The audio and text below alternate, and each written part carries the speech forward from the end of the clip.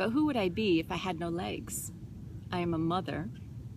But who would I be if my child has passed on? I am a wife. But who would I be if I divorce?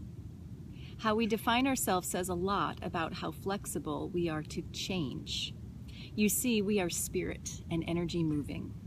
We are not fixed by any of these titles. Titles only tie us to the false reality of self.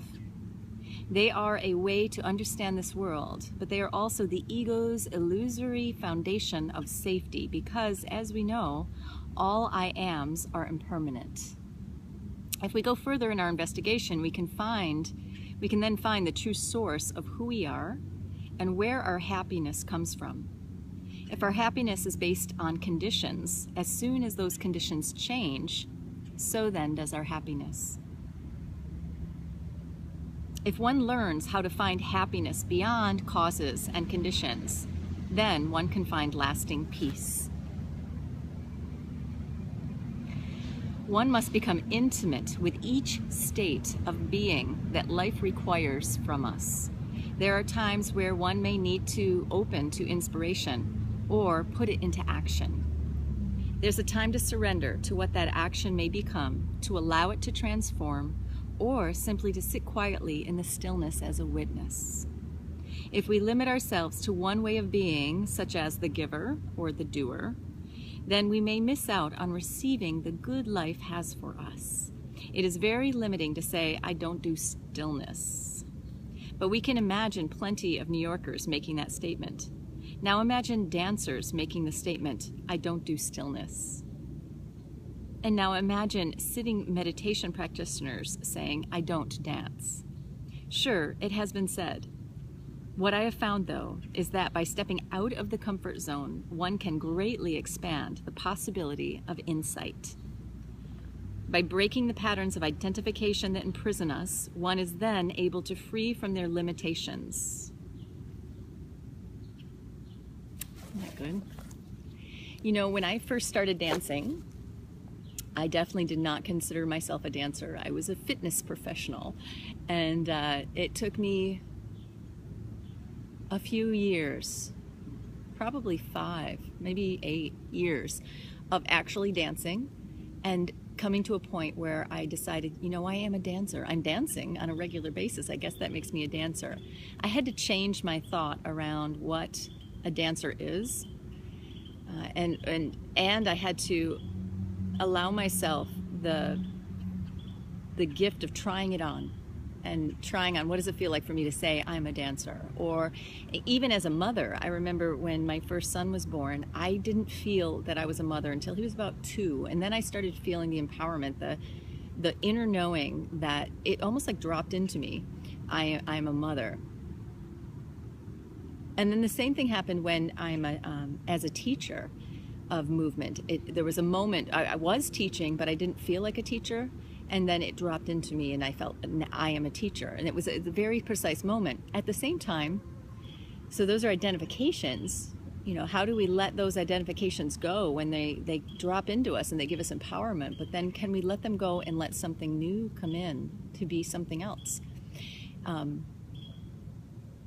Maybe that's the discomfort of, like, after divorce, being alone and embracing it and letting that be a beautiful period of time of transformation and of solitude that is divine. It's not sad, it's not anything, or it can be anything that you choose it to be, but it sure helps to embrace all of it for the gifts that are there.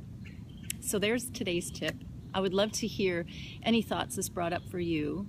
Identifications and how to let go of identifications and how hanging on to them holds us back from the change that needs to happen so we can have the gifts life's wanting to give us. And I'm going to put a song on. I'm inspired to do the song called Break the Chains that is done by the 1 Billion Rising movement on Valentine's Day, the choreography for that. So I think first I'm going to put a song on and just do some movement to get it down and in a little more, and then I'm going to put that song on and do the choreography to it. It's a song that was created with choreography so men and women could dance it around the world on the same day and create this vibration or shift of honoring women, of honoring, and not only honoring, but stopping violence of any kind. So maybe the opposite of stopping violence of any kind is honoring. And it's honoring women, honoring themselves, honoring their own bodies, becoming more empowered with making choices that are uplifting, and that choices in our work and choices in our families and choices in our relationships, even down to the smallest ones, and just the momentary exchanges, making sure that we honor ourselves and what we have to give to the world, and that men also honor women and the strength that we have, in all kinds of ways. So with that, let's do some movement here.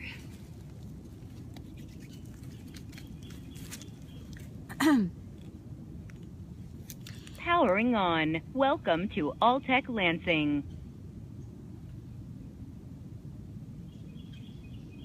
Okay, so just warming up.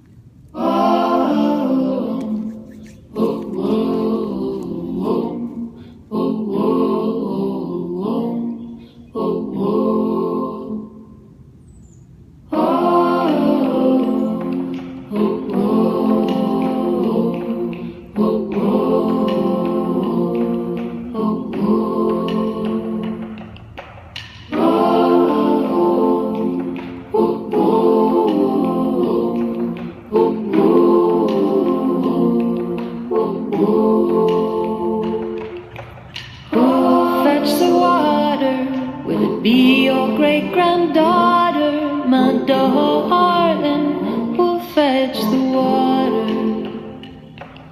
And what will be its course from the source? How will it find us, my darling? What'll be the course? And who will call the rain?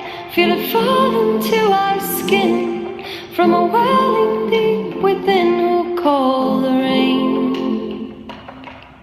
And who will strike the drum when our thundering heartbeat needs it? When the feet gotta pray it down, who'll beat the ground?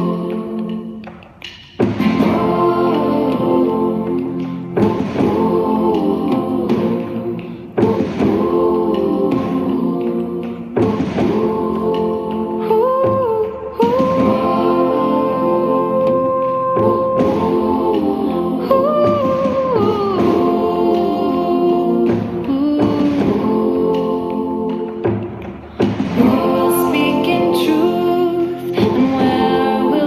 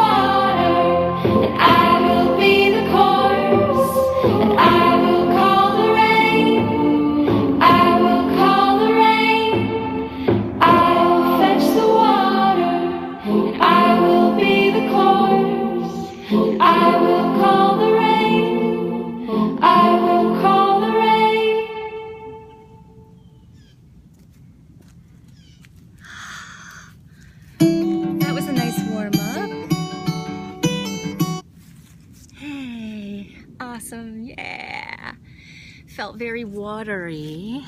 And Break the Chains, this song is very fiery, so I really wanted to warm up the fascia in the body and the joints as well, and just let my body sink in. Hope you've sunk in with me, and let's do Break the Chains. So this is specific choreography. If you know it, dance right along with me. And if not, maybe you can learn it as you go. I've just got to load it up here. Break the Chains. I think it's under 1 Billion Rising. They have a great website. Here it is. So you can get the song off the website.